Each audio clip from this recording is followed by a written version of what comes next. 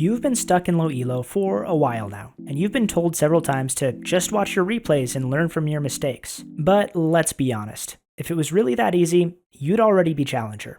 The problem with reviewing your own games is that you don't know what to look for. And that's exactly why you're stuck where you are. Most players will simply categorize a play as either positive or negative, depending entirely on the outcome. But this approach will completely ruin your growth as a player. You'll just try to duplicate your successes and change your failures without actually understanding if the play was truly good or bad. Instead, you need to also look at the decisions you made and categorize those as good or bad based on the information you had at the time, which we'll talk about how to do that later in this video. This is where we arrive at the square that will transform you into a high elo player.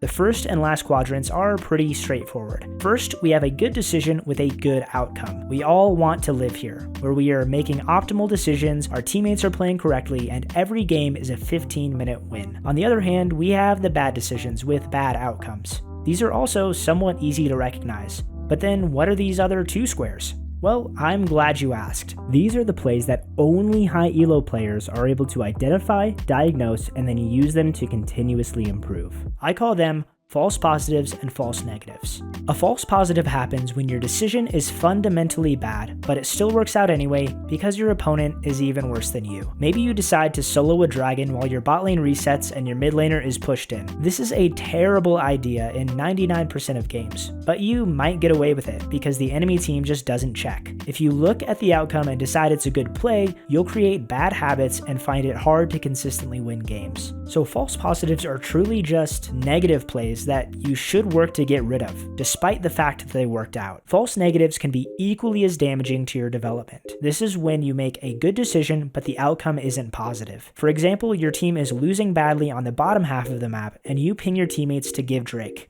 You go for a cross-map Herald, but your teammate contests anyway, and they die. Then the enemy team rotates to you and denies the Herald. You made the correct decision by splitting the map when you're behind, but the outcome was negative because of your teammates. This play should have worked out. If you change your decision in the future based on a previous bad outcome, you'll actually become a worse player. So it's important to recognize when you made the right decision and replicate it in future games, rather than getting discouraged by the outcome and shifting your decisions to appease your teammates or your own greed. You should view false negatives as actual positives, because repeating these decisions will lead to the most consistency in growing as a player. With false negatives and positives, you have to ask yourself two questions. First, should this play have worked out? And then second, was this the best play I could have made? The outcome of the play is more or less irrelevant, and you should seek to only make plays where you can answer yes to both of these questions. This leaves the primary issue: how do I know if a decision is good or bad? And this is the foundation of all development in League, because if you can't diagnose your decisions, you can't identify your false positives or false negatives, and you'll be stuck drawing faulty conclusions about how you need to improve as a player. Unfortunately, I can't cover everything in this video, but I can give you guidelines for what you should be thinking about